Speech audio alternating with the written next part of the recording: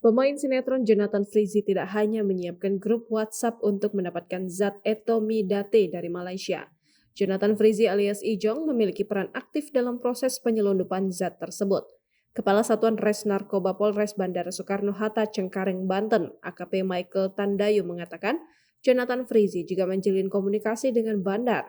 Ijong juga menyiapkan jasa kurir untuk mengedarkan barang haram tersebut setibanya di Indonesia.